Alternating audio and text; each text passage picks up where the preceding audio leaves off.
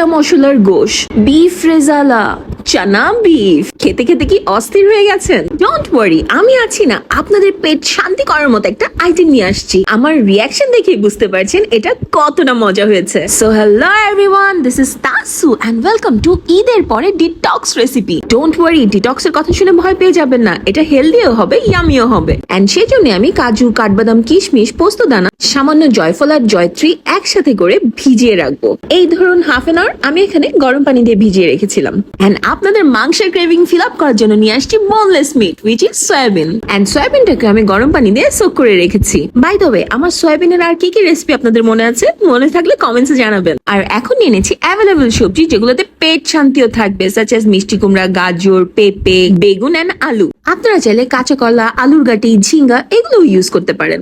এখন হচ্ছে মিক্সচারটাকে ব্লেন্ড করার পালা। আর এটার সাথে আমি অ্যাড করে দিব 5টা কাঁচামরিচ। এটা আপনাদের ঝালের টলারেন্স অনুযায়ী অ্যাড করবেন। এন্ড জাস্ট সি কত সুন্দর একটা কালার আসছে। এরপর প্যানের মধ্যে সয়াবিন তেল দিয়ে দিচ্ছি। আমি আসলে হেল্পিং হ্যান্ড নিয়ে খুব বিপদে আছি, সেজন্য আমার মাকে দিয়ে পেঁয়াজ কুচা করে ফ্রোজেন করে রেখেছি কাজ আগিয়ে রাখার জন্য। সি আসলে মা থাকলে লাইফটা অনেক ইজি হয়ে যায় এন্ড বিপদের সময় সবার আগে সেই আপনাকে ফিল করবে, তাই না? সো থ্যাঙ্কস আ লট মা। নাও coming back to the recipe. আপনারা তো দেখলেনই আমি কি কি করেছি। এক্সট্রা যা অ্যাড করেছি তা হচ্ছে চিকেন স্টক, লবণ এন্ড টক দই এন্ড এটাকে খুব ভালোভাবে ভুনে নিচ্ছি। তারপর 1 কাপ গরম পানি দিয়ে এটাকে কুক করে নিচ্ছি। অনেকেই সয়াবিন স্মেলের জন্য খেতে পারে না, বাট এটাকে যদি আপনারা খুব ভালোভাবে কষিয়ে নেন তাহলে কিন্তু এটা স্মেলটা আর থাকে না। এন্ড এর পরে যদি কারো নাকে স্মেল লাগে, ভাই sorry, I have nothing to do. এরপর একে একে আমি সবগুলো সবজি অ্যাড করে দিচ্ছি। ডোন্ট ওয়ারি, এবার কোনোটা আগে বা পরে দিব না, সব একসাথে দিব। এই রেসিপিতে আমি আর কোনো পানি ইউজ করব না, সবজির যে ন্যাচারাল মিনারেল থাকবে সেটা দিয়ে এটা কুক হয়ে যাবে।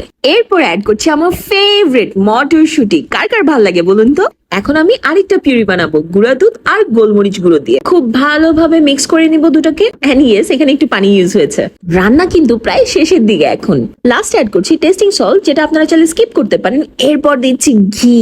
ও ইয়েস, যা সুন্দর স্মেল আসবে না, সাথে টেস্টটাও যা এনহ্যান্স হবে না, উফ উফ উফ। এন্ড গার্নিশ করেছি কাঁচামরিচ আর ধনেপাতা দিয়ে। Just look at the colours around. দেখতে যতটা না ইয়ামি হয়েছে তার চেয়ে বেশি টেস্টি হয়েছে। সো কেমন লাগলো ঈদের পরে ডিটক্স রেসিপি? একদম পেট শান্তি করার মতো না? সো আর দেরি না করে বানিয়ে ফেলুন, নিজের সাথে নিজের পরিবারের পেটকেও শান্ত করুন। If you like the video, please don't forget to share. So that's it for today. Thank you for watching. Tata, see you again.